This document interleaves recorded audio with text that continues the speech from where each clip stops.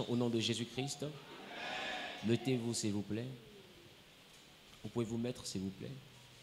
Vous pouvez vous asseoir.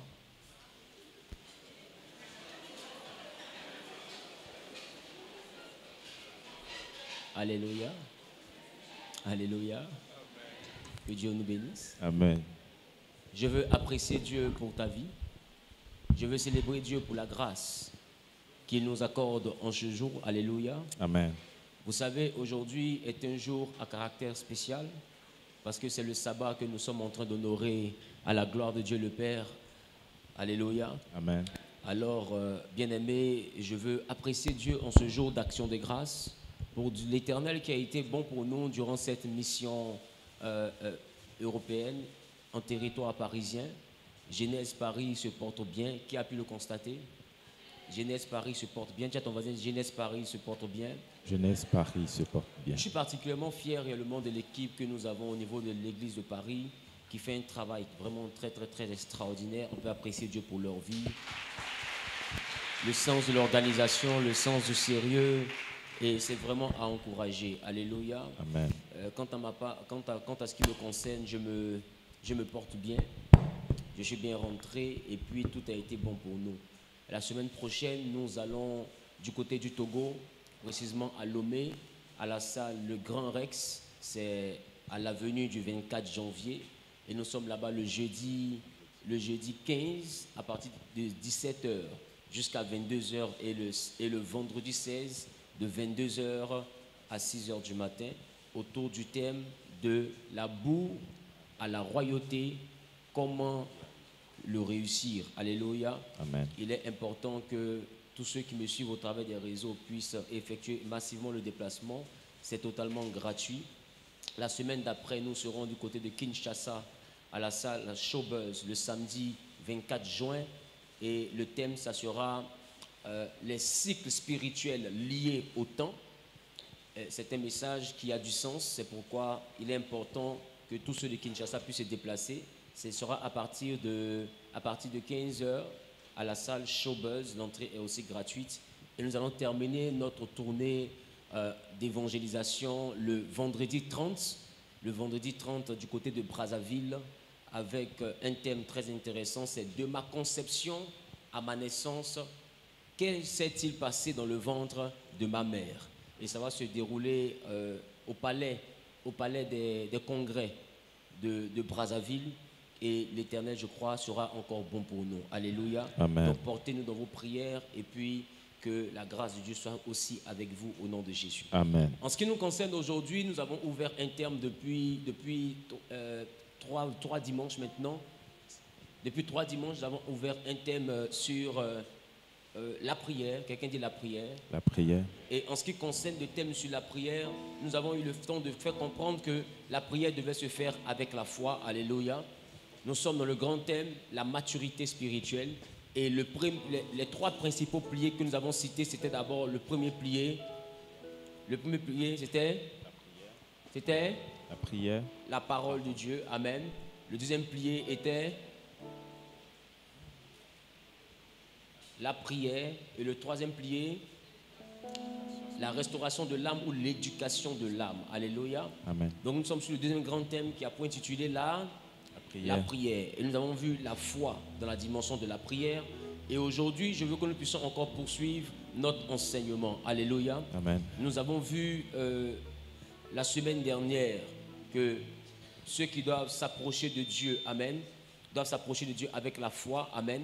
Parce Amen. que selon Hébreux 11:6, sans la foi, il est impossible d'être agréable à Dieu. Alléluia. Amen. Et la Bible a dit aussi en Matthieu chapitre 11, le verset 24, parole de notre Seigneur Jésus, il a dit, c'est pourquoi je vous dis, tout ce que vous demanderez en priant, croyez que vous l'avez reçu. Donc la prière par la foi nous garantit, le premier point, nous garantit que tout ce que nous avons demandé à Dieu, Dieu nous le donnera.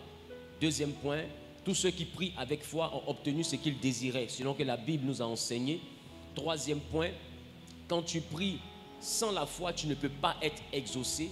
On a vu cela en Jacques chapitre 1, le verset 6, qui dit, mais qu'il a demandé avec foi, sans douter, car celui qui doute est semblable au flot de la mer. Alléluia. Donc, on parle ici de la prière avec foi qui nous garantit un exaucement. Quatrième point, nous avons vu la prière de la foi est celle qui sauve le malade. Alléluia. Et selon Jacques, le chapitre 5, le verset 15, la prière de la foi sauvera le malade. Amen. Ensuite, en cinquième point, nous avons vu la prière qui obtient des résultats, c'est la prière du juste. Et on a vu Jacques chapitre 5, le verset 16 qui dit « La prière fervente du juste est d'une grande efficacité ». Le sixième point que je vous donne aujourd'hui pour compléter la liste, c'est bel et bien la prière de la foi est celle qui se fait avec ferveur et insistance. La prière de la foi est celle qui se fait avec ferveur et insistance. Pour vous qui notez, c'est le sixième point. La prière de la foi est celle qui se fait avec ferveur et insistance. Amen. Amen. C'est le genre de prière qui produit toujours des résultats. Alléluia. Alléluia. Amen. Alléluia. Amen. Nous allons ouvrir ensemble, et c'est notre première lecture, le livre de Jacques, le chapitre 5, le verset 17 à 18. Jacques en son chapitre 5, le verset 17. Nous honorons la parole de Dieu. Élie était un homme de la même nature que nous. Il pria avec insistance pour qu'il ne plût point. Et il ne tomba point de pluie sur la terre pendant 3 ans et 6 mois. Puis, il pria de nouveau, et le ciel donna de la pluie, et la terre produisit son fruit. Alléluia. Alléluia. Reprends s'il te plaît. Élie était un homme de la même nature que nous. Il pria avec insistance pour qu'il ne plût point, et il ne tomba point de pluie sur la terre pendant 3 ans et 6 mois. Puis il pria de nouveau, et le ciel donna de la pluie, et la terre produisit son fruit. Alléluia. Amen. Assieds-toi dans la présence de Dieu. Donc ici nous sommes au niveau de la prière avec ferveur et insistance. Alléluia. La Bible dit Élie a prié, d'accord, avec insistance. Dis avec moi, avec insistance. Il a prié avec insistance. Voyez-vous, ici le prophète Élie avait déjà prophétisé en 1 Roi chapitre 17 qu'il n'y aurait ni pluie ni rosée sinon à sa parole. Et la Bible dit que cette parole-là réellement a été validée par l'Éternel. Maintenant, au moment où Élie désire la pluie, la Bible dit qu'il va sur une montagne avec son serviteur, son fils dans la foi. Et la Bible dit que pendant que Élie est avec son serviteur, il va se mettre à prier. Mais la Bible précise ici que pour que cette pluie-là puisse venir, Élie a dû prier avec insistance. La prière de foi est une prière qu'on réussit à faire avec insistance. Beaucoup parmi nous, quand nous prions pendant un certain moment et que nous ne voyons pas le résultat, nous avons tendance à relâcher, nous avons tendance à abandonner, nous avons tendance à nous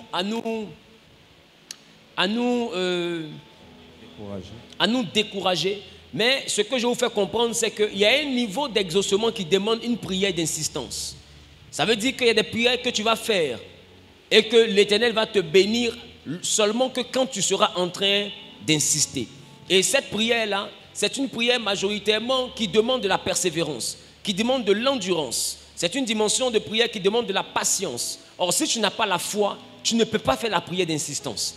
Il y a des sujets pour lesquels tu peux prier pendant 2 ans avant que Dieu ne te donne. Il y a des sujets pour lesquels tu peux prier même pendant 10 ans avant que Dieu ne te donne. Mais quand tu crois que tu auras ce que tu veux, par exemple, tu pries pour devenir quelqu'un de grand dans le monde des affaires. Jusqu'à présent, tu fais les affaires, ça monte, ça descend, tu ne comprends pas. Ce n'est pas parce que ça monte, ça descend que Dieu ne t'entend pas. Des fois, l'élévation que tu demandes, Dieu veut que tu puisses lui démontrer ta foi, ton assurance, la confiance que tu as en lui, mais par la dimension de la prière d'insistance. C'est-à-dire, il veut que tu persévères dans la prière. Il veut que tu continues à prier. La prière d'insistance, c'est la prière de l'homme qui a une foi brutale. L'homme qui a une foi agressive. C'est-à-dire, Dieu ne lui répond pas. Il n'a ni songe, ni vision, ni prophétie, rien. Mais il passe son temps à frapper la porte. C'est un peu comme la prière de la goutte d'eau sur le rocher. Frères et sœurs, écoutez-moi bien. Un rocher, quelle que soit sa dureté, quelle que soit sa fermeté, quelle que soit sa solidité, une seule goutte d'eau peut avoir raison de ce rocher. Comment? Il suffit simplement qu'on positionne la source d'écoulement de cette eau-là au-dessus du rocher et que de manière rythmée et de manière durable, la goutte d'eau tombe au même endroit, jour après jour, jour après jour. Et ce rocher qui était dur, vous allez voir qu'au bout de 6 mois, au bout d'1 an, au bout de 2 ans, la goutte d'eau va faire un trou dans le rocher. Ça veut dire que la prière d'insistance, c'est une prière qui envoie Dieu à un moment donné à nous envoyer ce que nous avons demandé. Mais ça se fait lorsqu'on a la foi. Quand tu regardes la goutte d'eau et que tu regardes le rocher, une goutte d'eau dans ta paume ne peut pas percer ta paume. Donc tu peux sous-estimer la goutte d'eau. Mais la goutte d'eau elle-même, elle sait de quoi elle est capable. Si elle continue à couler avec insistance au même endroit, la goutte d'eau va faire au rocher ce que ta main ne peut pas faire au rocher. C'est pour dire que la prière d'insistance arrive réellement toujours à aboutissement. Mais le problème, cette prière demande des hommes et des femmes de foi. C'est une prière qui demande des hommes et des femmes de foi. Et majoritairement, la prière d'insistance est la prière qu'il faut pour les hommes qui ont des grandes visions. Quand tu veux devenir grand, sache que Dieu n'est pas un magicien. Dieu n'est pas un occultiste. Pour être capable de te prendre lundi et puis te rendre milliardaire mardi, Dieu prend le temps d'abord de t'observer. Il prend le temps de te regarder. Il prend le temps de voir ta persévérance. Il prend le temps de voir ton sérieux. Il prend le temps de voir réellement combien de fois tu veux ce que tu lui demandes. Il y a des moments où Dieu a besoin d'être sûr que c'est ce que tu veux. Il y a des moments où Dieu a besoin que tu lui démontres que ce que tu es en train de lui demander a du prix pour toi et que tu crois que lui il peut te donner. Bien aimé, c'est la prière de ceux qui ont une grande vision. Demande à ton voisin, voisin, as-tu une grande vision? As-tu une grande vision? Si tu as une grande vision, alors il te faut la prière d'insistance. Quand tu as la vision de devenir milliardaire et que tu commences à faire la prière d'insistance, elle ne te donnera pas d'abord les milliards. La prière d'insistance d'abord va te permettre de manger 3 fois par jour. Tu vas penser que Dieu n'a rien fait pour toi. Or, c'est la goutte d'eau qui est en train de percer un peu le rocher. Après, ça va te donner le pouvoir de louer une chambre salon. Après, la prière d'insistance va t'envoyer à louer 2 chambres salon. Et comme ce n'est pas un coup bim que c'est arrivé, tu as l'impression que c'est un hasard. Or, plus tu es en train de prier, Dieu est en train de te transformer pour te rendre semblable à ta prière. Alors, à un moment donné, il t'envoie dans 2 chambres salon. Après, il te met dans une villa basse. Après, il te met dans une duplex. Après, tu vas passer dans une triplex. Après, tu seras propriétaire d'immeuble. Ainsi de suite. Un matin, tu vas te réveiller. Tu es devenu le milliardaire réellement que tu demandais à Dieu il y a 15 ans. Le milliardaire que tu demandais à Dieu il y a 20 ans. La prière d'insistance est une prière de foi que Dieu exauce de manière chronologique. Amen. C'est pourquoi je dis à un homme, si tu crois vraiment en la grandeur que Dieu te réserve, ou bien si tu crois vraiment que tu es de race royale, il y a une prière qu'il te faut, c'est la prière d'insistance. Quand tu as une grande vision et que tu commences à prier avec insistance, il te transforme en ta prière, mais de gloire en gloire. C'est-à-dire étape par étape. Est-ce que quelqu'un me comprend? Amen. Deux fois tu as demandé aujourd'hui, tu as demandé 2 fois à Dieu depuis longtemps, Seigneur, rends-moi riche. Et tu constates que la richesse n'est pas encore arrivée. Mais prends le temps, remarque, au moment où tu priais comme ça, 100 000 francs étaient beaucoup d'argent pour toi. Aujourd'hui, quand tu as 100 000, tu ne sais même pas ce que tu vas faire avec. Est-ce que tu ne vois pas que Dieu a fait bouger ta vie?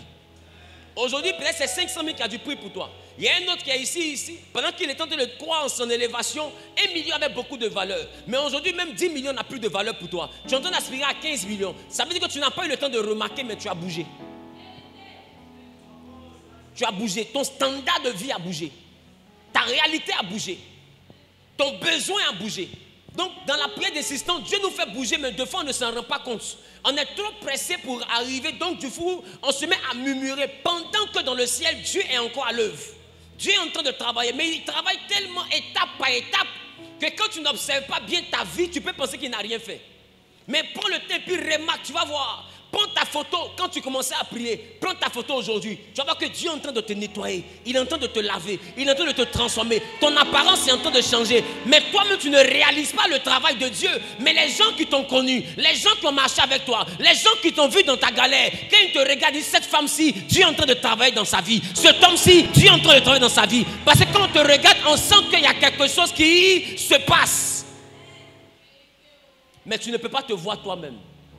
C'est pourquoi tu te plains. Mon père disait, quand quelqu'un danse, c'est celui qui le regarde qui sait qu'il est penché. Toi-même, tu ne peux pas te voir. Donc, tu ne peux pas savoir que tu avances. Mais laisse-moi te dire, c'est parce que tu avances que les gens te critiquent. Quand Dieu est en train de travailler dans notre vie, c'est qu'il prend pour qu'on remarque son action dans notre vie, c'est l'adversité. Plus ton niveau d'adversité commence à grandir, comprends que ta vie a pris une autre dimension. Le combat est proportionnel à notre dimension. C'est pourquoi il dit, il ne nous donne pas quelque chose qui est au-delà de notre force. Si on commence à te combattre de manière internationale, sache que ta dimension est devenue internationale. Amen. Si on commence à... Bien aimé, écoute-moi.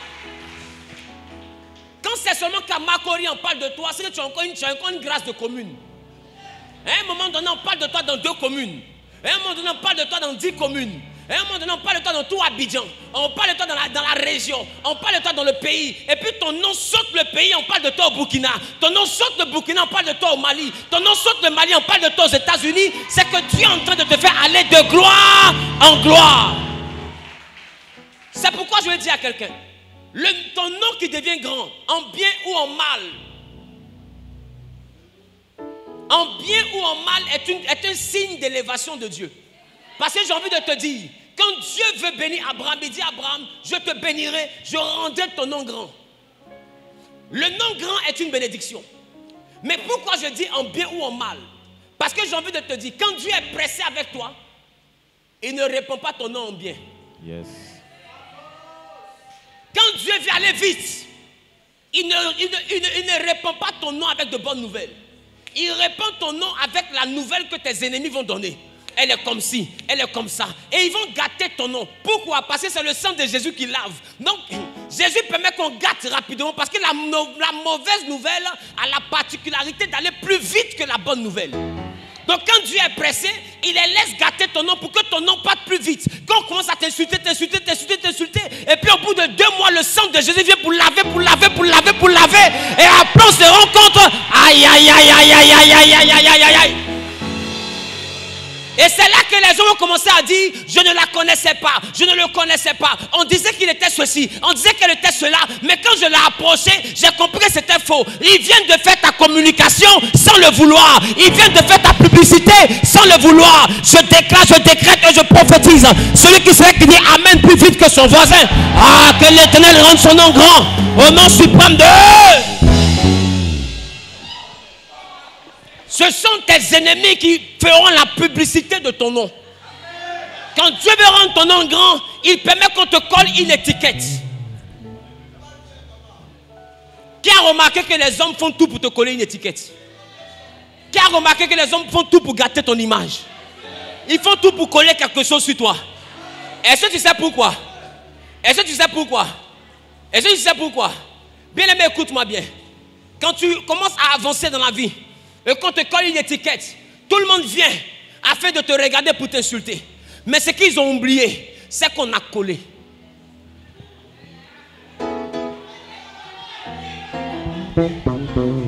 Ce qu'ils ont oublié, c'est qu'on a collé. Donc on peut décoller. Ça veut dire que cette étiquette n'est pas ton identité.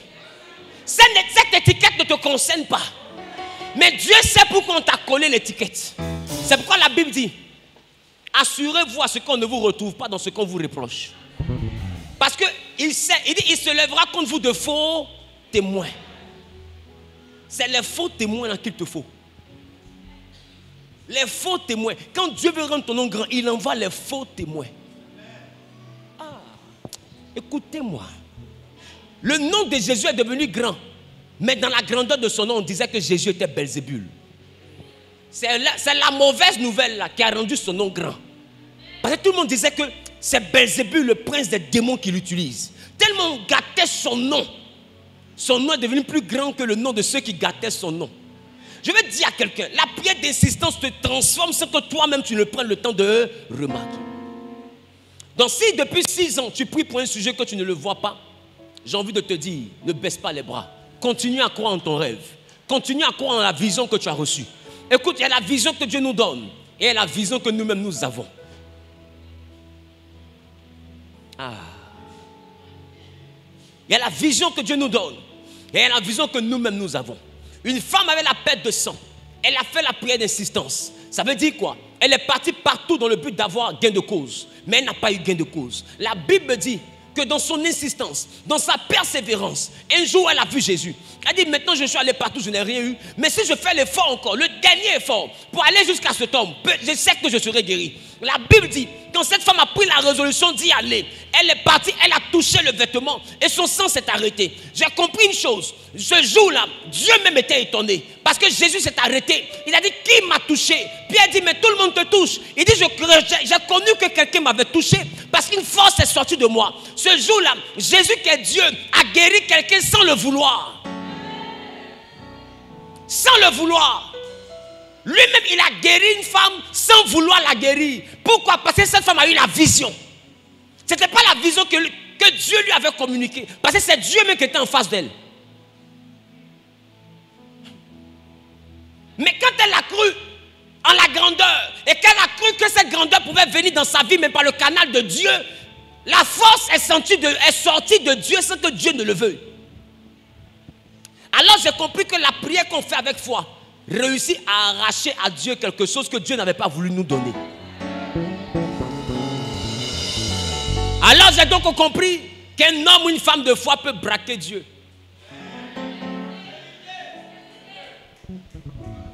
Jésus même se déplace avec l'onction.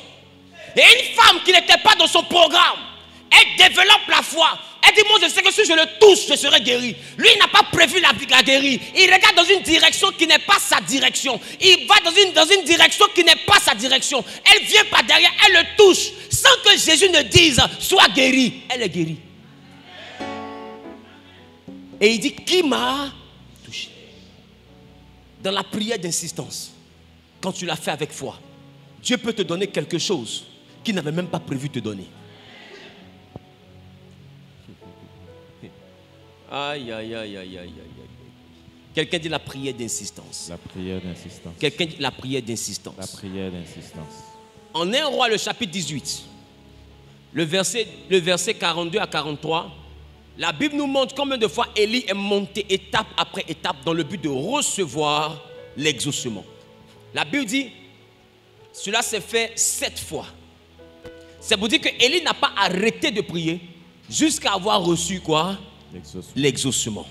Bien aimé, je dis à quelqu'un qui est en train de m'écouter, si tu es malade depuis 10 ans, que tu passes ton temps à demander la guérison à Dieu, que Dieu ne te donne pas la guérison, ça ne veut pas dire qu'il ne veut pas t'exaucer. Des fois, il a besoin que tu insistes. La Bible dit, un homme était malade, couché auprès de la piscine de Bethesda. Un ange de Dieu venait donner la solution à tous ceux qui étaient malades et qui tombaient dans l'eau le premier. La Bible, cet homme était là, personne ne pouvait réellement le mettre dans l'eau. Mais ce qui m'a choqué chez cet homme, malgré que depuis plus de 38 ans, personne réellement n'arrive à le mettre dans l'eau. Mais bizarrement, il n'y a pas un jour où cet homme a manqué d'être au bord de la piscine. Normalement, il devait dire, au bout de 10 ans, je ne vais plus là-bas. Là-bas, là, quand je vais, tout le monde est plus rapide que moi. Je vais dormir chez moi. Ce que Dieu veut faire là, il n'a qu'à faire. Si la maladie veut me tuer, ça va me tuer. Mais je ne vais plus. Mais bizarrement, pendant toutes ces années, il continue à être là.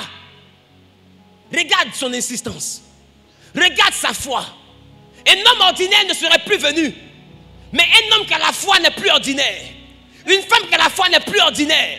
Les autres réussissent, mais ils n'abandonnent pas. Ils continuent à essayer.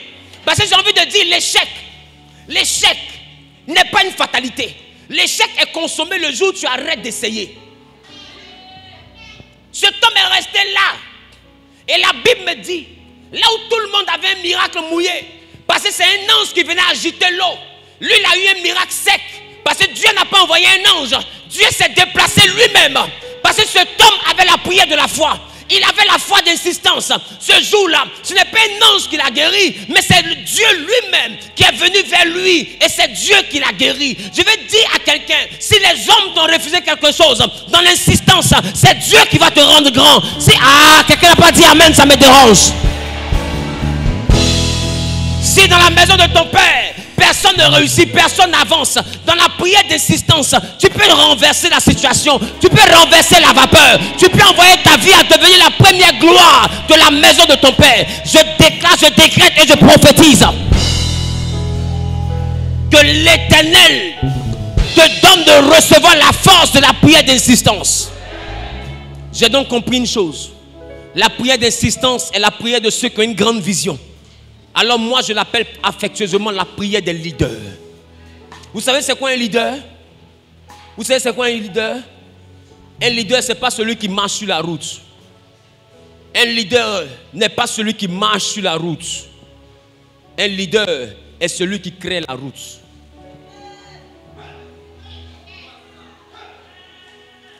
Or, pour faire une route, il faut avoir de la patience. Il y a des troncs d'arbres, il y a des herbes, il y a des creux. Il faut couper, il faut brûler la terre, il faut lever les mauvaises herbes, il faut remblayer. Le leader, c'est quelqu'un qui est patient et il commence à travailler petit à petit. Après 10 ans, tout le village passe sur la route que lui, il a fait. Je veux dire à quelqu'un, la prière d'insistance, c'est la prière des leaders. Personne n'a réussi. Persévère, tu vas débroussailler, tu vas tracer la route, tu seras milliardaire de ta famille et c'est par toi que les autres vont connaître la gloire, c'est par toi que les autres vont connaître l'élévation. La prière d'insistance, mesdames, mesdemoiselles et messieurs, est bel et bien la prière des leaders. Un leader ne marche pas sur la route, un leader crée la route. Et c'est parce que c'est toi qui es en train de créer la route, c'est pourquoi c'est dur. Parce que marcher est plus facile que créer. Or, toi, tu as envie que les gens te mettent sur la route. Mais Dieu ne veut pas que tu marches sur la route de quelqu'un. Il veut que toi-même tu traces le chemin. C'est pourquoi Jésus qui est avec toi, il est le chemin. Quand lui vient dans ta vie, il ne te fait pas emprunter un chemin. Il te fait emprunter le chemin.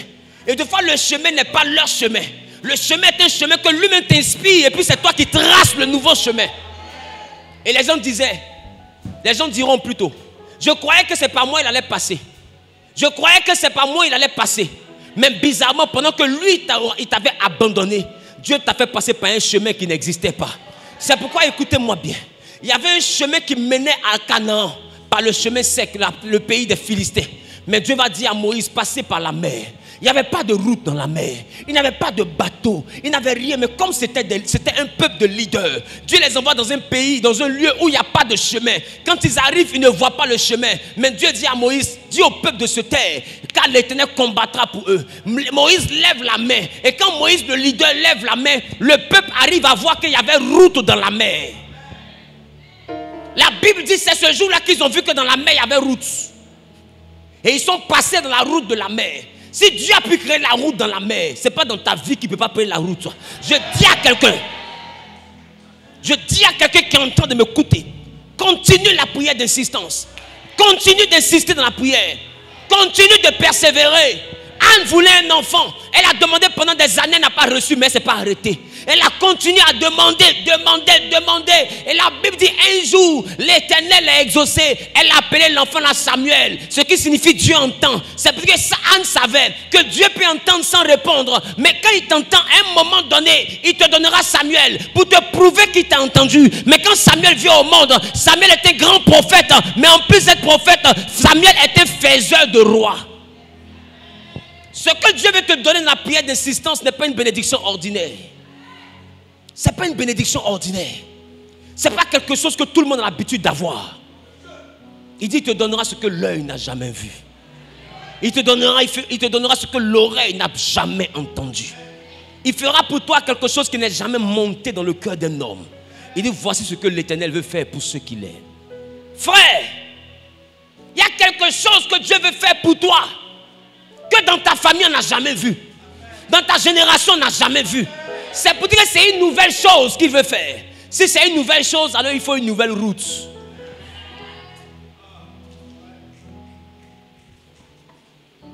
Dis à ton voisin, persévère. Dis à ton voisin, persévère.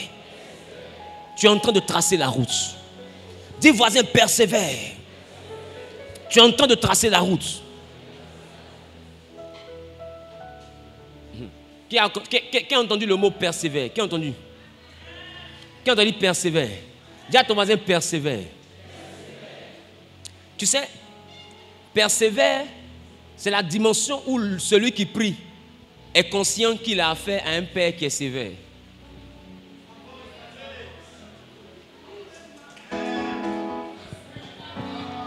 Dis avec moi, persévère. Donc il dit veillez avec une entière persévérance. Il te demande de persévérer. Ça veut dire que père est sévère.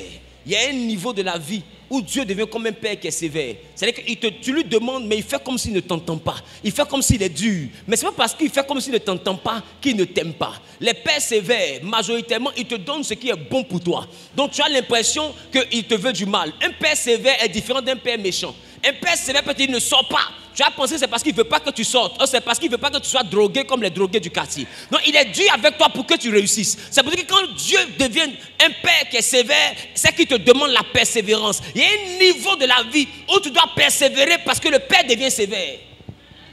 Est-ce que je parle à quelqu'un? Et quand Dieu devient sévère, il ne te donne pas en même temps que tu demandes. Il te dit, il y a un temps. C'est vrai, tu veux sortir à partir de 19h, mais ma fille, elle le bac d'abord. Mon fils, elle le bac d'abord. Tu veux partir t'amuser au restaurant avec tes camarades, mais elle le BTS. Le père qui est sévère te donne toujours un niveau qu'il veut que tu puisses atteindre avant de te donner ce que tu lui demandes. Le père qui est sévère te dit toujours, tu veux une voiture, tu veux un portable, passe en classe supérieure. Tu penses qu'il te refuse, mais il est dur. Mais en réalité, ce qu'il veut, il veut que tu puisses avoir une obligation de résultat. Ne désespère pas. Continue à prier. Il y a des sujets pour lesquels moi je prie depuis 2006. Je n'ai pas encore eu ce que j'ai demandé. Mais quand je regarde, je sais que je ne suis plus loin de ce que j'ai demandé. Donc ça veut dire que depuis combien d'années, je ne fais que demander cette même chose. Mais elle n'est plus trop loin, je la vois. Maintenant, j'arrive maintenant un peu à la voir. Mais il y a des années en arrière, je ne la voyais même pas. Quand j'étais dans l'endroit où le ventilateur perdait la foi, je ne voyais pas. Quand le matelas était un peu, je ne voyais pas. Quand il y avait les baisses de tension là où je vivais, je ne voyais pas. Et aujourd'hui, tu vois quelqu'un qui a avancé, tu dis, je vais devenir comme lui. Mais est-ce que tu as la force de la vision qu'il a eue? Un homme de vision, une femme de vision veut créer un nouveau monde. Mais tu penses que les gens vont te regarder pour créer un monde? Que Dieu te donne la force d'un leader. Quelqu'un a dit Amen. Donc la prière de la foi nous garantit l'exaucement. Vous pourrez voir réellement Luc chapitre 18, le verset 7 à 8. Luc chapitre 18, le verset 7 à 8. Ce que dit la Bible.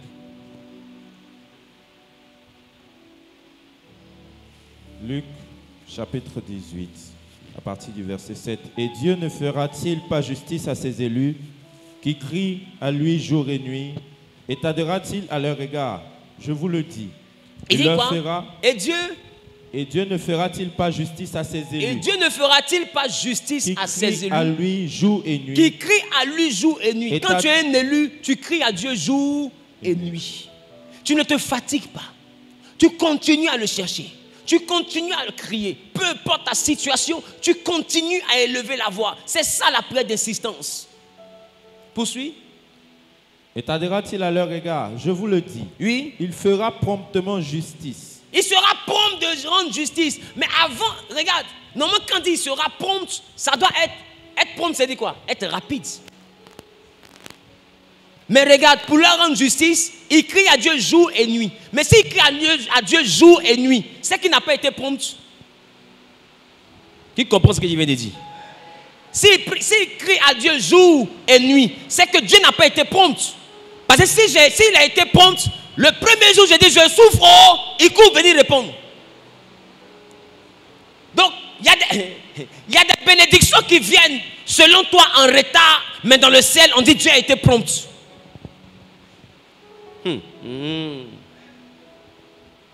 Comment est-ce qu'il fait pour être prompt pendant que j'ai patienté plusieurs jours et plusieurs nuits? Tu vois pas que ça semble contradictoire? Ça semble deux choses carrément opposées. Mais bizarrement, ce n'est pas opposé. Parce qu'il y a des bénédictions que tu demandes aujourd'hui, là, mais que Dieu a prévu t'exaucer, mais dans la vie de ton petit-fils.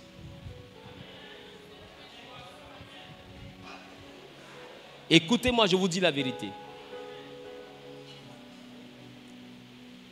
Il y a des choses que tu demandes à Dieu en 2023. Dieu ne t'a pas refusé, hein. Il te l'a accordé. Mais ça va apparaître dans ta famille en 2062. Je vous dis la vérité. Mais dans la prière d'insistance, il peut débloquer ça de 2062 et réaliser ça en 2025. Toi, tu vas dire non, j'ai mis 3 ans avant que ça arrive. En réalité, 3 ans là, Dieu, il a été trop prompt. Parce que dans son programme, c'était en 62. Qui comprend ce que j'ai dit? Je t'explique. Dieu dit à Abraham, je rendrai ton nom grand, je ferai de toi le père d'une grande nation. C'est ça? C'est ça? C'est ça? Mais Dieu parlait à Abraham. Mais est-ce que la nation s'appelle la nation d'Abraham? Non. La nation s'appelle Israël. Israël, ce n'est pas Abraham. Israël, c'est Jacob.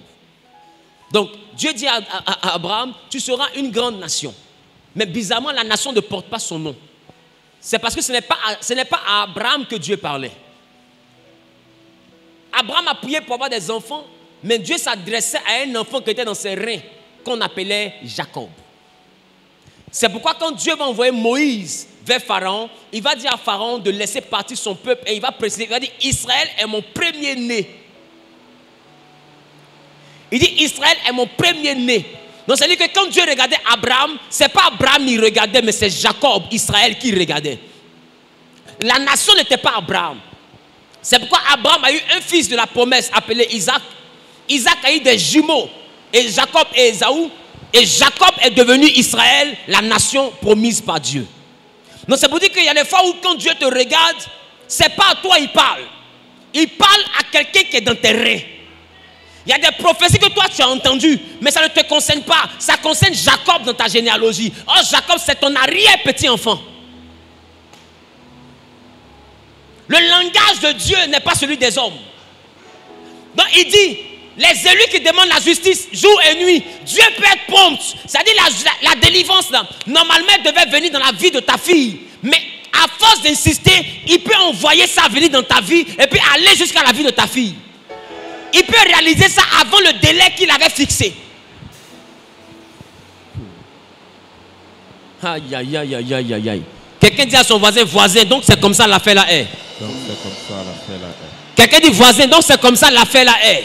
Donc c'est comme ça l'affaire là est. Dieu peut être prompt dans ta vie.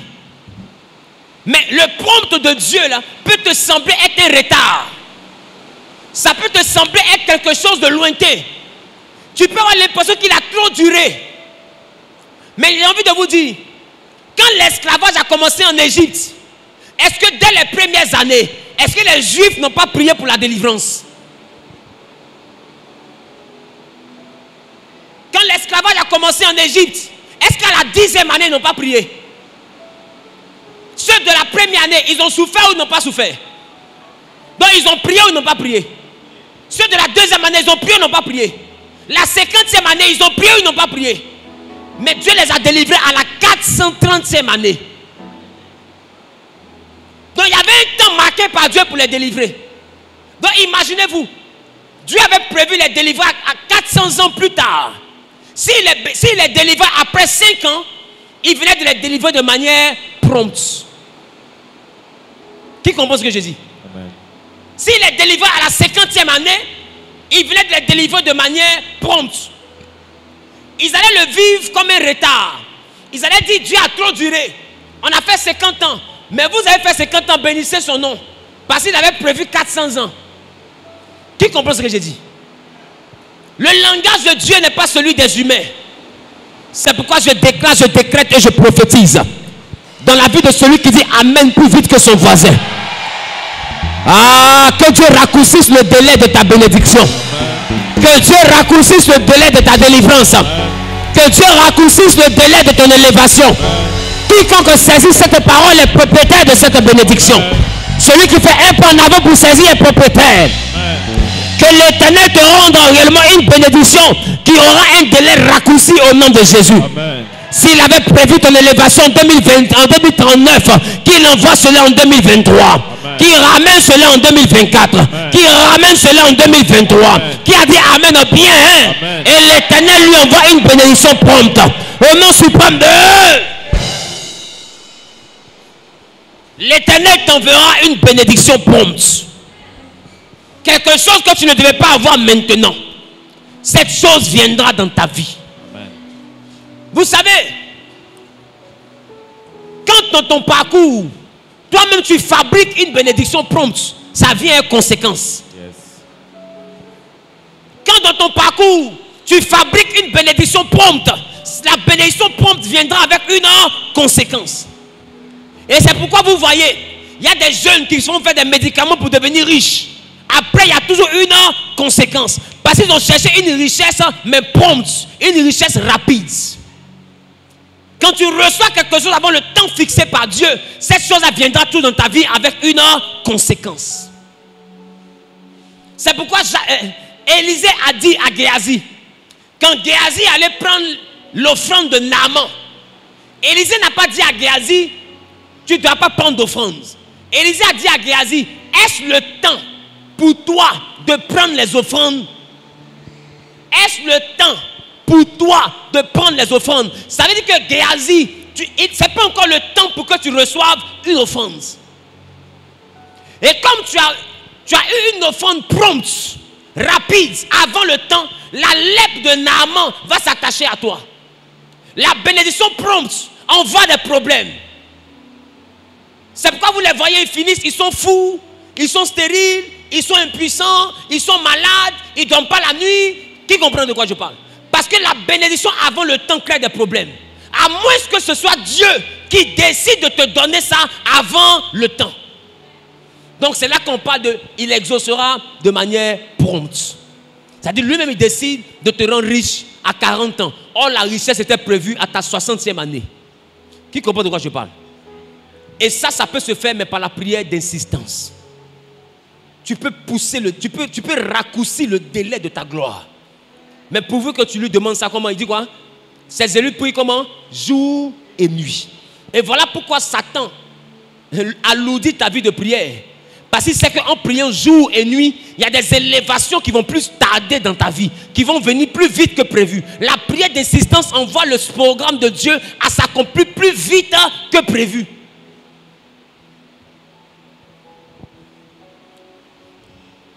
Écoute-moi. Ce que Dieu te donne tard, tu ne l'as pas reçu en retard. Ce que Dieu te donne tard, tu ne l'as pas reçu en retard. Tard là, c'est ton calendrier. En retard, c'est son calendrier. Au temps marqué par Dieu, au temps prévu par Dieu, Élisabeth a enfanté. C'est peut-être tard, mais ce n'était pas en retard. Parce que la Bible dit, le temps pour que Élisabeth enfanta arriva. Ça veut dire qu'il y avait un temps que Dieu avait mis à part. Mais la prière d'insistance pouvait débloquer ce temps. Dieu avait prévu un certain âge pour que Jean-Baptiste vienne. Mais bizarrement, Élisabeth n'a pas pu avoir l'enfant dans sa jeunesse. Elle a eu l'enfant dans sa vieillesse. Et la Bible, c'est dans sa vieillesse là que le temps pour accoucher arriva. Ça veut dire qu'Élisabeth a eu le temps de l'accouchement, mais dans la vieillesse. Il y a des choses qui ne viendront pas dans ta vie quand tu seras jeune. Il y a des choses que Dieu prévoit dans ta vieillesse. Mais la prière d'insistance peut envoyer Dieu à l'accomplir dans ta jeunesse. Amen. Est-ce que quelqu'un voit l'avantage de cette prière? Yes.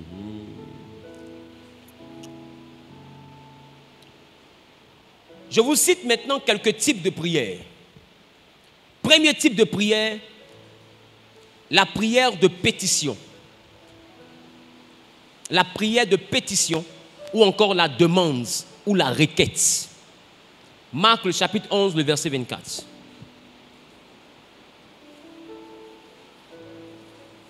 Marc le chapitre 11, le verset 24. Marc le chapitre 11, le verset 24. C'est pourquoi je vous dis, tout ce que vous demanderez en priant, croyez que vous l'avez reçu et vous le verrez s'accomplir. Alléluia. La prière de pétition ou la demande ou la requête, c'est une chose que je demande à Dieu. Seigneur, aide-moi à avoir un visa. Seigneur, aide-moi que mon projet de mariage se réalise. Que mon projet de voyage se réalise. Dis avec moi, c'est une demande. C'est une demande. Dis avec moi, la pétition, c'est une demande. La prière de pétition se base sur le principe de la requête. Une requête, c'est une demande. Amen. Donc, je demande à Dieu. Je demande quelque chose. Et c'est là que Matthieu a dit, demandez Et l'on vous donnera. Donc la prière de la demande, c'est la dimension où je formule des sujets, où je demande. Mais cette prière doit s'associer aussi avec quoi? Avec foi. Il dit, croyez que vous l'avez reçu et vous le verrez s'accomplir. Donc à chaque fois que j'ai quelque chose, je peux formuler cela comme étant une demande à Dieu. Amen. C'est la prière la plus connue que beaucoup de personnes appliquent. Amen. Nous restons toujours au niveau de la demande. Alléluia. Mais Éphésiens le chapitre 6, le verset 18 dit, faites en tout temps par l'Esprit toutes sortes de prières. Donc il y a des exaucements que tu ne recevras seulement que par un autre type de prière. Est-ce que je parle à quelqu'un? Il y a des exaucements que tu ne recevras que par un autre type de prière. Tu peux être en train de prier depuis toute ta vie chrétienne, tu pries mais avec la demande ou bien la requête. Mais deux fois, ce que tu es en train de demander à Dieu, là, la requête simple ne peut pas t'exaucer. Il te faut aller au-delà de la prière, de la demande ou de la requête. Donc si tu restes dans la requête, à dire Seigneur, je veux me marier, je veux voyager, je veux travailler, ça ne va pas marcher. Parce que ton niveau de demande, ton problème que tu as, la réalité à laquelle toi tu es confronté est une réalité qui va au-delà de la demande. La prière de la demande est la prière la plus connue que nous pratiquons. On dit prier c'est quoi? Il répond, c'est demander à Dieu. Donc je veux être intelligent, Seigneur, donne-moi l'intelligence. Hein, Seigneur, permets-moi d'avoir ma moyenne pour aller en classe supérieure. Seigneur, permets-moi d'avoir la promotion. Tout ça, c'est la prière de la demande. C'est la prière de la demande. Donc c'est la prière de la pétition. Amen. La prière de pétition, c'est la prière où je me mets à faire quoi? À formuler des demandes. C'est la prière la plus courante. Amen. Amen. Deuxième type de prière, la supplication. La supplication. La prière dans la dimension de la supplication, 1 Timothée le chapitre 2, le verset 1. 1 Timothée chapitre 2, le verset 1. 1 Timothée chapitre 2, le verset 1. 1 Timothée chapitre 2, le verset 1. J'exhorte donc, avec toute chose, avant toute chose, à faire des prières, des supplications, des requêtes, des actions de grâce pour tous les hommes. Il dit quoi? J'exhorte donc, avant toute chose, à faire des prières, des supplications, des requêtes, des actions de grâce pour tous les hommes. Alléluia. Il dit à faire des prières, des prières de supplication. Amen. Des prières, il dit virgule, des supplications, des requêtes. Donc dis avec moi la supplication. La supplication. Dis avec moi la supplication. La supplication. Donc il y a une chose que Paul appelle la prière. Amen. Que Paul appelle la prière. Il y a une chose que Paul appelle quoi? La supplication. Et il y a une chose que Paul appelle quoi? Les requêtes. En réalité, ce sont des univers de prière. Amen. Ce sont des univers de prière. Quand Paul parle de supplication, dans supplication, on a le mot supplier. Donc celui qui supplie ne prie pas seulement. Celui qui va dans la dimension de la supplication ne fait pas que demander. Celui qui va dans la dimension de la supplication, comme tu entends le mot, il supplie. Ce n'est pas la dimension où je dis Seigneur, donne-moi le voyage au nom de Jésus, Amen.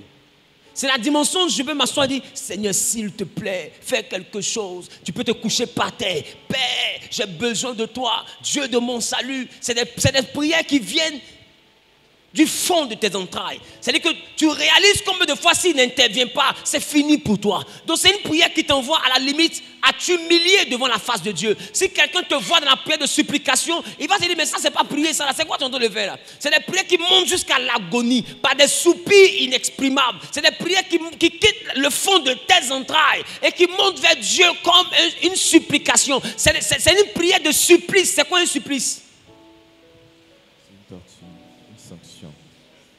C'est une souffrance. C'est une prière qui transporte ta souffrance. Je peux demander à Dieu sans faire ressentir à Dieu ma souffrance. Mais quand je prie avec supplication, la prière de la supplication peut m'envoyer jusqu'à pleurer. C'est dans ce type de prière-là que pleurer est important.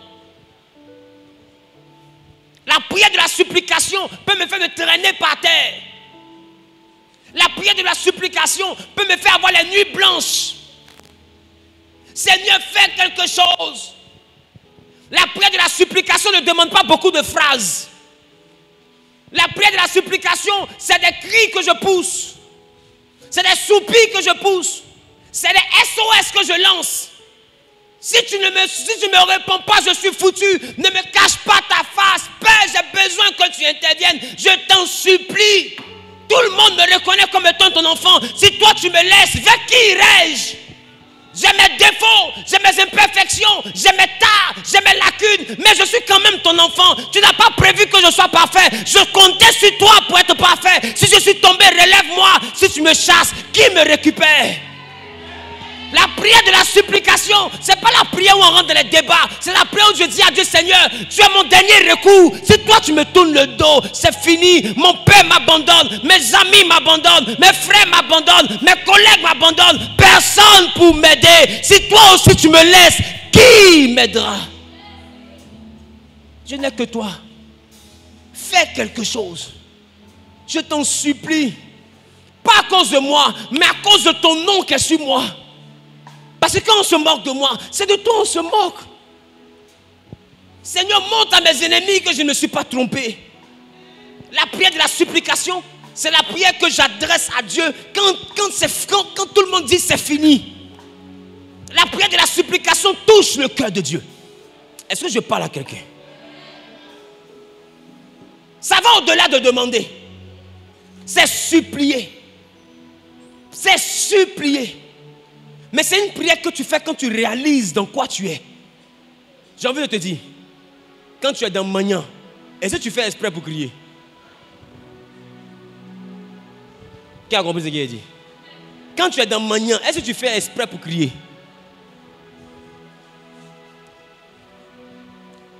La prière de la supplication, c'est la prière que tu fais quand tu réalises ta douleur. Qui ici, ils ont déjà fermé la porte sur son doigt?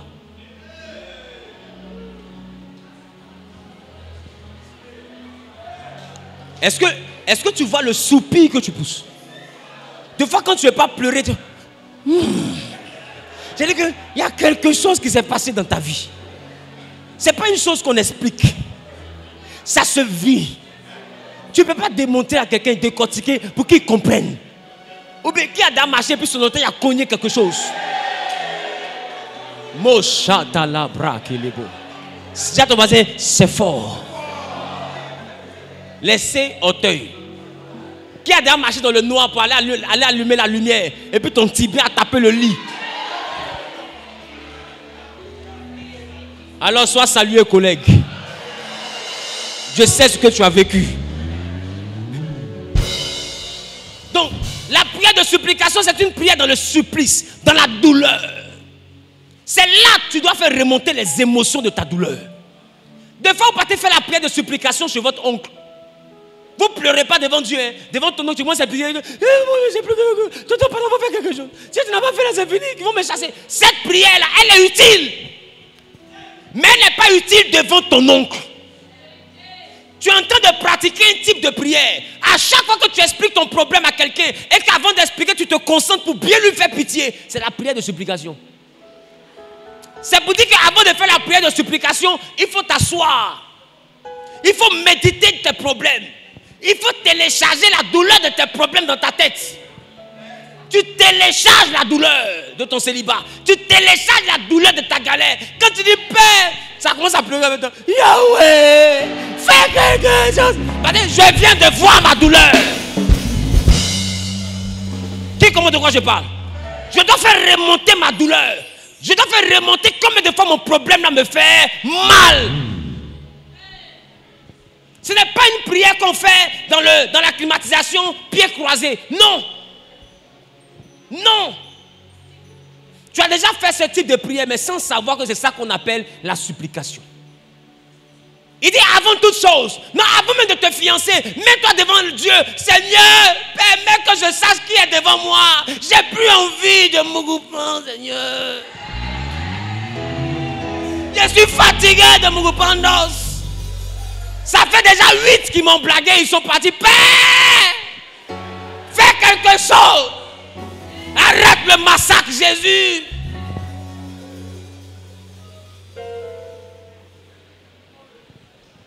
Mais qu'est-ce que c'est? Dites-moi la prière de supplication. Votre problème, c'est que vous attendez des réponses dans la requête ou dans la demande. Il y a des réponses qui ne viendront que par la supplication. Aujourd'hui, tu souffres. Les gens ont l'impression que tu veux aller d'homme en homme. Oh, ce n'est pas l'idéal de ta vie. Mais comme tu ne tombes pas sur le bon, on a l'impression que tu veux aller à tout le monde. Entends-toi, un seulement te suffit. Mais sauf que le un que tu croises là,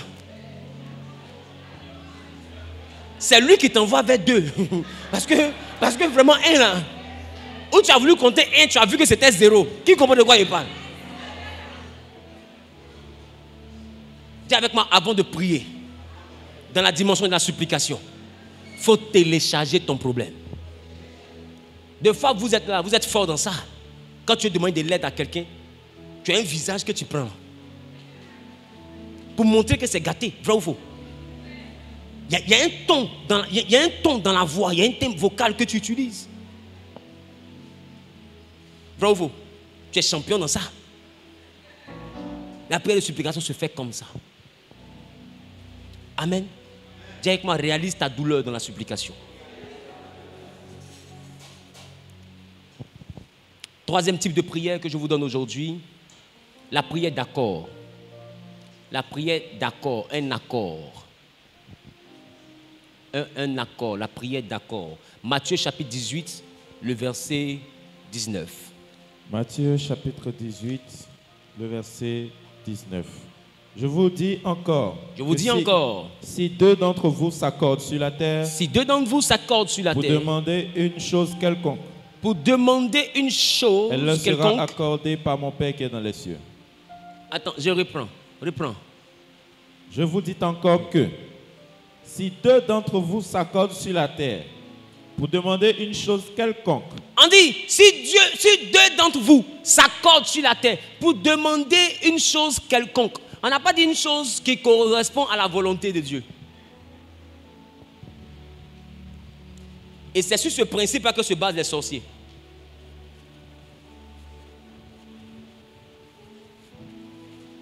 Si tu veux savoir, les gens disent, pourquoi telle personne peut mourir prématurément? Où était Dieu? Pourquoi sa destinée s'est interrompue? Les sorciers travaillent en confrérie, des confrères. C'est-à-dire qu'ils sont au moins deux pour faire la confrérie. C'est-à-dire que c'est deux personnes qui demandent la mort. C'est deux personnes qui t'accusent. Il faut au moins deux qui vont s'accorder pour que Dieu exauce. Ce que vous ne savez pas, c'est que dans la prière de l'accord, Dieu est affaibli. Je reprends. Dans la prière de l'accord, Dieu est affaibli.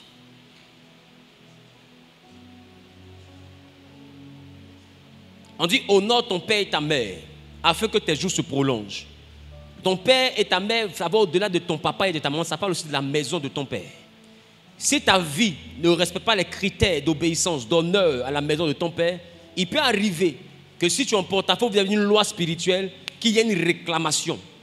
C'est-à-dire que tu as péché contre la maison de ton père ou tu as péché contre la maison de ta mère. Or, l'âme qui pêche, c'est elle qui mourra. Celui contre qui en pêche, c'est lui qui a autorité pour pardonner le péché qui a été commis. C'est pourquoi la Bible dit, si un d'entre vous, avant de faire son offrande, a péché contre son frère, qu'il aille se réconcilier avec son frère et qu'il vienne faire son offrande. Celui contre qui tu pêches a autorité de déclarer la sentence. Est-ce que quelqu'un comprend ce que j'ai dit? Très bien. Très bien. Donc, si tu as péché contre la maison de ton père et que dans la confrérie, il présente l'honneur des parents. C'est pourquoi j'ai dit, ne vous plaignez pas du lézard qui est dans le mur. Mais sachez une chose, si le mur n'est pas fissuré, le lézard ne vient pas y habiter. C'est quelque chose que tu fais qui permet au serpent de rentrer dans ta vie. Est-ce que je parle à quelqu'un? Amen. Est-ce que je parle à quelqu'un? Amen. Donc, le monde spirituel démoniaque travaille avec les accusations. Donc, il y a des moments où des accusations se lèvent contre toi. Et deux s'accordent. Et ils peuvent demander à Dieu une chose. Et cette chose sera accordée. Personne ne vient au monde et personne ne meurt sans que Dieu ne donne son OK. Mais quelqu'un peut mourir sans accomplir la destinée. Est-ce que quelqu'un me comprend? C'est pourquoi Jésus, notre Seigneur, avant de partir à la croix, il a dit, si possible que tu éloignes la coupe. Après, il dit, si ce n'est pas possible, que ta volonté soit faite. Et c'est quand il était à la croix qu'il a dit, tout est accompli. C'est-à-dire, s'il ne venait pas à la croix, il pouvait vivre une vie, mais pas la vie de l'accomplissement. Donc, il y a des fois dans la vie où les hommes vivent sans que tout ne soit accompli. Où les gens meurent sans que tout ne soit accompli. C'est-à-dire, ils meurent loin de l'accomplissement que Dieu avait réservé pour eux. C'est ce que moi j'appelle la mort prématurée. Tu peux mourir sans voir la gloire que Dieu t'avait promis. La prière de l'accord, c'est la dimension où deux personnes s'accordent. Souvenez-vous de la tour de Babel. La Bible dit que quand Dieu va arriver, il va dire une chose. Venons, on va lire.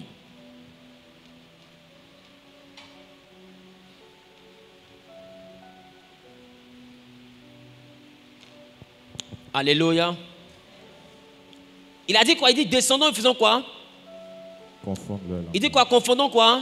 Confondre le langage. J'entends pas. Confondons le langage. Allons-y en Genèse chapitre 11, le verset 6. Genèse chapitre 11, le verset 6. Oui. Et l'Éternel dit, Voici. Ils forment un seul peuple. Ils forment un seul peuple. Et ont tous une même langue. Ils ont la même langue, c'est-à-dire ils s'accordent. Il y a des accords. Attends.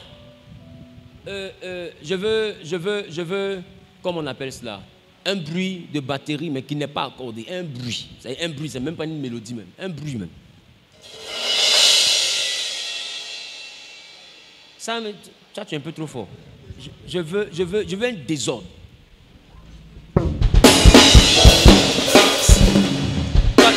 Toi, tu es déjà fort. Je veux un bruit.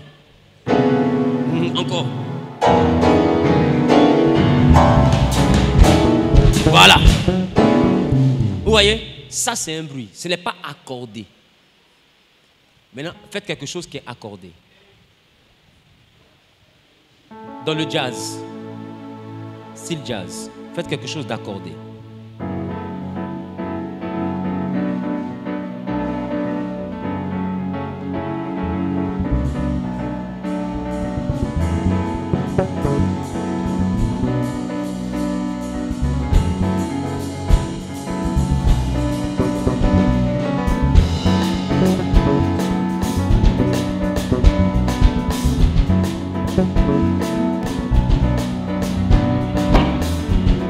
Amen.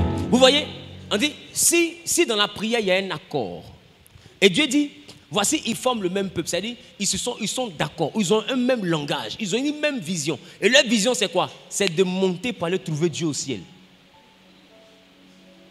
Et Dieu dit, il dit, et c'est là ce qu'ils ont entrepris. Il dit, ils ont la même vision, ils sont accordés. Et la chose qu'il veut faire avec la puissance de leur accord, c'est de venir me trouver au ciel. Alors, maintenant, rien ne les empêcherait de il dit, rien ne les empêcherait de faire quoi? Tout ce qu'ils auraient projeté. De faire tout ce qu'ils auraient projeté. Dieu dit rien. C'est-à-dire qu'il voit que les hommes, avec l'accord, veulent venir le trouver au ciel. Et lui-même, Louis Sabot, il dit, c'est dangereux. Rien ne les empêchera. Et la solution que Dieu lui-même trouve face à des hommes qui sont accordés. Il dit quoi au verset 7? Il dit alors, descendons et là, confondons le langage et mélangeons le langage afin qu'ils n'entendent plus la langue les uns les autres. Il dit détruisons leur accord. Ils parlent la même langue. Alors en voyant quelqu'un parler baoulé, qui m'a parlé à baoulé, l'Ani ne va pas le comprendre. L'autre va parler moré, l'autre va parler kulango, l'autre va parler lingala. Quand ils ne se comprennent plus, est-ce qu'ils peuvent rester ensemble? Donc ils se sont séparés. Dieu les a divisés pour mieux régner. C'est pour dire qu'il dit, si jamais on ne les a pas divisés, tout ce qu'ils vont projeter là, ils vont réussir. Et c'est pourquoi les hommes ont dit, l'union fait la force. C'est dans la dimension de la prière de l'accord. Quand deux personnes se mettent ensemble. Il y a des dimensions, il y a des exaucements que tu ne recevras que par la prière de l'accord. Il y a des choses que tu ne reçois pas parce que depuis longtemps tu pries seul. Or, c'est un exaucement qui viendra que par l'accord. Vous devez être au moins deux.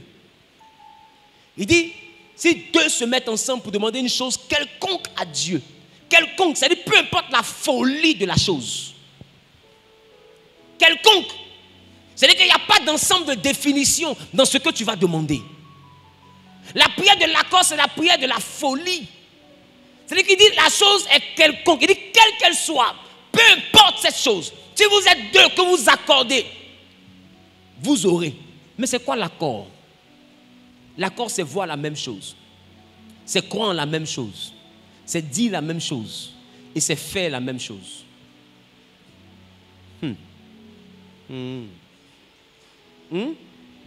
Directement la prière de l'accord. La prière de l'accord. Vous devez savoir vous accorder afin de recevoir des bénédictions. Alléluia. Amen. Alléluia. Amen. Alléluia. Amen. Quatrième point de prière, la prière communautaire ou la prière d'ensemble. La prière d'accord, elle est bien aussi dans les couples. Mais c'est dans les couples qui parlent le même langage. Pas les couples où madame veut réussir à gauche, monsieur veut réussir à droite. Madame fait quelque chose là-bas, monsieur ne sait pas. Monsieur fait quelque chose ici, madame ne sait pas. C'est-à-dire qu'ils ne sont pas accordés. Or, un couple qui est accordé peut prospérer. Un couple qui croit en la même chose, qui fait la même chose, ensemble, peut prospérer. Il dit si deux. Tu fais des choses, ton mari ne sait pas. Tu fais des choses, ta femme ne sait pas. Et puis, vous remarquez que chacun échoue de son côté. Or, si vous vous mettez ensemble pour faire les deux choses que vous faisiez individuellement ensemble, dans la même vision, alors vous allez réussir. Quand vous allez jeûner, ça aura une efficacité. Parce que ça rentre dans la dimension de la prière d'accord. C'est bon? C'est bon? Mais malheureusement, des gens dans les couples sont de fois en compétition les uns avec les autres. C'est bien dommage. Et ça échoue, ça fait échouer la prière de l'accord. Quatrième type de prière, la prière communautaire ou la prière d'ensemble. Amen. Amen. Actes des Apôtres, chapitre 1, le verset 14, la Bible dit « Tous d'un commun accord persévéraient dans la prière avec les femmes et Marie, mère de Jésus, et avec les frères de Jésus. » On dit tous persévéraient dans la prière. Amen. Amen. Amen. Donc, ça veut dire qu'à la chambre haute, avant la Pentecôte, il y avait les disciples, il y avait les femmes, il y avait Marie, la mère de Jésus, et puis il y avait les frères de Jésus. Donc Jésus avait une famille. Marie a eu d'autres enfants après Jésus. Quelqu'un me comprend? Donc les frères de Jésus sont en train de prier. C'est-à-dire qu'eux là, Jésus était leur grand frère. Premier-né de leur maman. Amen. Amen. Donc, ça veut dire tout d'un commun accord. Ça veut dire c'est la prière d'ensemble. Majoritairement, c'est la prière que nous faisons en assemblée. Quand on se met puis on dit, élevons la voix et prions. Ne te distrais jamais. C'est des sujets qui sont très puissants. Parce qu'on se retrouve dans la prière d'ensemble. Donc quand ensemble on commence à prier pour la prospérité, pour la gloire, pour l'élévation, c'est des prières quand tout le monde est concentré en train de prier pour le même objectif. C'est des prières auxquelles Dieu ne résiste pas longtemps. C'est pourquoi quand on se rassemble, il y a une force qu'on dégage. On doit l'exploiter pour être capable de faire monter notre sujet de prière pour que Dieu fasse descendre l'exaucement. Donc quand les sujets sont formulés, dis à ton voisin, ne sois pas distrait. Prie, ne sois pas distrait. Beaucoup nous font échouer parce que pendant que nous sommes en train de prier d'un commun accord pour que Dieu ouvre les portes, pour que Dieu bénisse, toi tu es en train de regarder ton téléphone, ou même tu es en train de penser à la maison, ou bien tu es distrait, tu es en train de regarder un frère là-bas, tu es en train de regarder l'œuvre d'une soeur, tu es en train de regarder le pied de quelqu'un, tu es en train de regarder comment l'autre est mal habillé et tu ne pries pas. En réalité, tu nous freines. Tu détruis la chaîne d'union de notre prière communautaire. Dans la prière d'accord, il a dit là où 2 ou 3 sont assemblés en mon nom, je suis au milieu. Ça peut être dans la prière d'accord comme dans la prière d'ensemble. Amen. La prière d'accord se fait avec 2. La prière d'ensemble se fait avec un groupe. Amen. Amen. Amen. Donc, la prière communautaire ou la prière d'ensemble est aussi la prière d'accord, mais dans une autre dimension. Avec un nombre plus élevé de personnes. Qui comprend de quoi je parle? Donc, à chaque fois que nous sommes en train de prier dans un culte, sachez que c'est une prière d'ensemble. Et les sujets sont rattachés des fois au message. Parce que quand Dieu donne une prédication à son serviteur, c'est qu'il veut donner la bénédiction liée à cette prédication. C'est pourquoi ici, quand on finit le message, vous avez remarqué une chose, je vous fais venir devant ceux qui ont scellé la parole par une offrande, et puis je prie pour vous. Parce que derrière chaque message, il y a une bénédiction du message. Il y a une onction que Dieu fait descendre dans le message, pour le message, et pour bénir ceux qui sont en accord avec le message. Donc cette prière communautaire nous permet de télécharger une énergie dans la parole de Dieu qui a été annoncée et l'envoyer vers nous. Ou bien dans le sujet qui a été donné pour l'envoyer vers nous. Donc à chaque fois que nous nous rassemblons, mettez dans votre esprit que c'est une occasion claire que Dieu vous donne de rentrer en possession de quelque chose, parce que cette prière communautaire, vous ne pouvez la faire que dans l'assemblée de Dieu. Amen. Ce n'est pas une prière que vous pouvez faire d'un anniversaire. D'un anniversaire, on n'est pas venu là pour prier. Donc c'est des prières qu'on arrive à faire dans l'assemblée de Dieu. Est-ce que je parle à quelqu'un? Amen. Quelqu'un a dit Amen bien. Amen. Quelqu'un a dit Amen bien. Amen.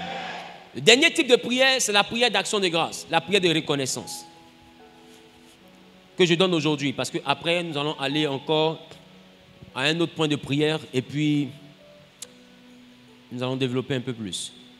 Mais aujourd'hui, on s'arrête sur la prière d'action de grâce. Action de grâce ou remerciement ou reconnaissance. Colossiens chapitre 4, le verset 2.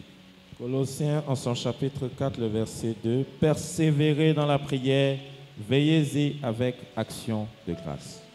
Persévérez dans la prière, veillez-y avec action de grâce. Dis à ton voisin, persévère. Persévère. Et veille avec action de grâce. Et veille avec action de grâce. Alléluia. L'action de grâce, c'est la reconnaissance. L'action de grâce, c'est la reconnaissance. C'est l'école de dimanche qui est venue déposer son offrande à l'autel. On peut apprécier Dieu pour leur vie. Donc, les enfants sont en train de faire leur culte aussi. Et ils ont fait leur offrande, sont venus poser leur offrande à l'autel de Dieu. Donc toi qui es ici, tu peux venir à l'église avec ton enfant et on pourra aussi travailler avec lui, prier avec lui, l'enseigner et tout. Alléluia. Donc la prière d'action de grâce, comme vous pouvez comprendre, il dit persévérez dans la prière et veillez-y avec action de grâce. Donc la prière d'action de grâce est une prière de reconnaissance, mais c'est aussi une prière associée à une action. On dit action de grâce. Donc dans la prière d'action de grâce, je peux associer à ma demande des actions. Ça peut être des actions en faveur des veuves, des démunis, des orphelins, des actions humanitaires, des actions sociales, peu importe. Mais la prière d'action de grâce me permet aisément d'ajouter à ma prière, amen, d'ajouter à ma prière des actions. La prière d'action de grâce, c'est aussi une dimension de la prière de la foi, parce qu'elle permet à celui qui prie de poser un acte de foi. C'est quoi cet acte de foi? C'est que je demande à Dieu, par exemple, une voiture dans ma prière d'insistance. Et je veux aller dans la dimension de l'action de grâce. Dans la dimension de l'action de grâce, je peux prendre un billet de 10 000 pendant que je suis en train de marcher. Je vois une maman, je lui fais une offrande. Ah Seigneur, je fais cette offrande-là pour te dire merci parce que tu m'as donné ma voiture. C'est un remerciement que je fais par la foi. Quelqu'un peut venir et puis chaque dimanche prévoir son offrande d'action de grâce. En dehors de son offrande du culte. C'est-à-dire, il s'élève quand il vient pour faire cette offrande-là. C'est parce qu'il a dit à Dieu, je veux la promotion. Et quand il fait l'offrande, c'est pour dire à Dieu, merci parce que je sais que tu m'as exaucé. Est-ce que ce n'est pas la folie, ça? Est-ce que c'est pas... Au fait, c'est une offrande de foi. C'est une prière, mais par les actions.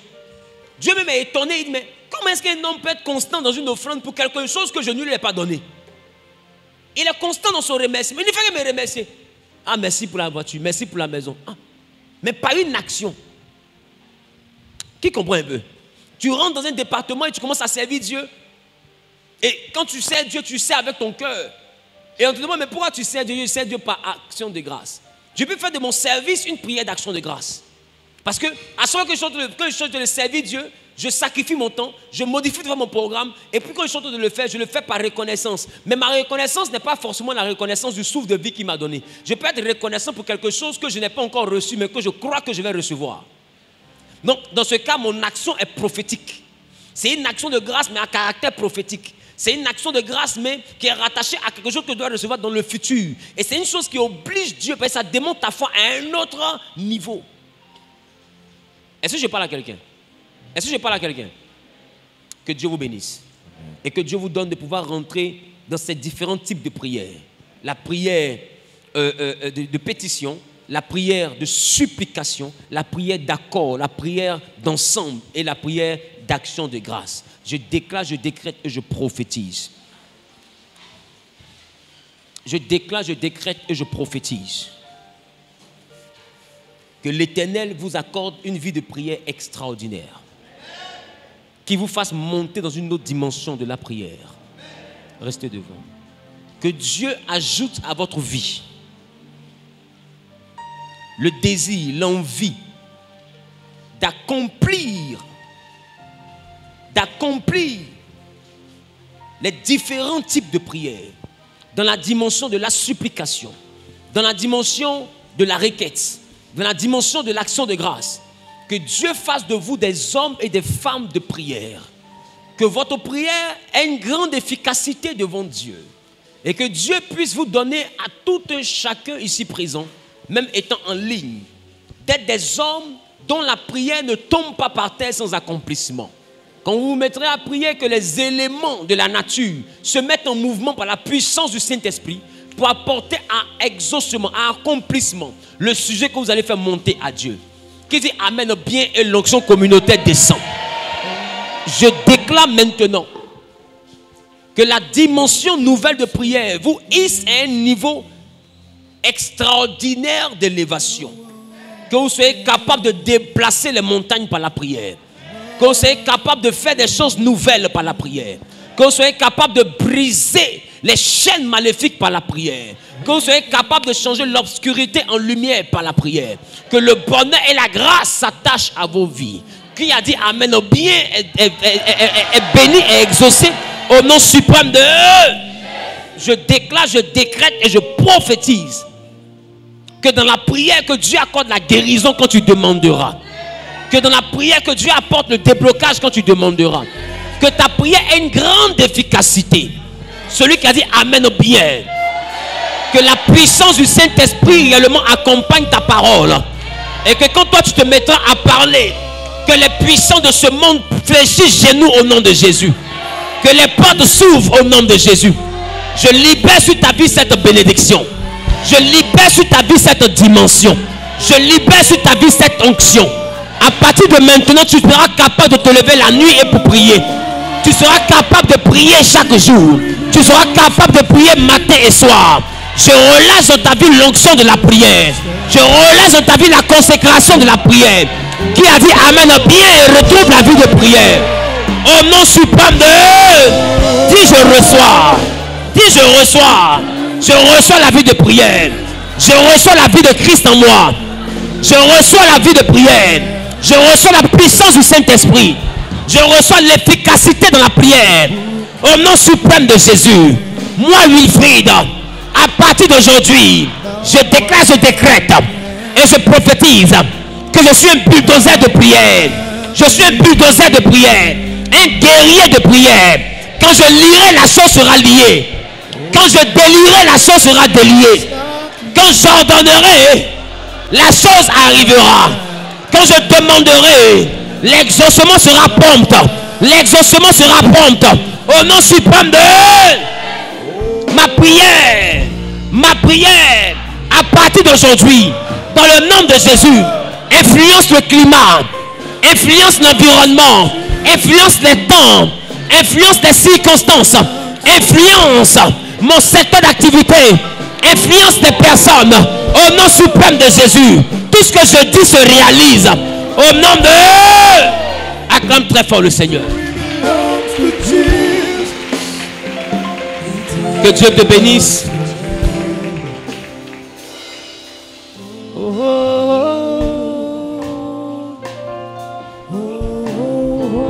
Puissance dans le nom de Jésus. Puissance dans le nom de Jésus. Puissance dans le nom de Jésus.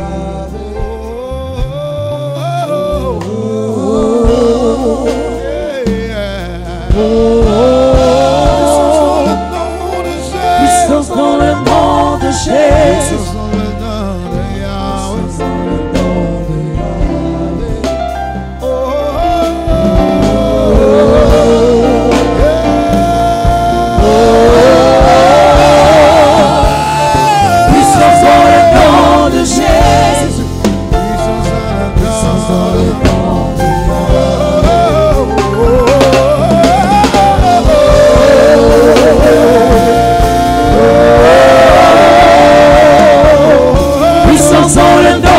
Jésus, dans le nom de Jésus.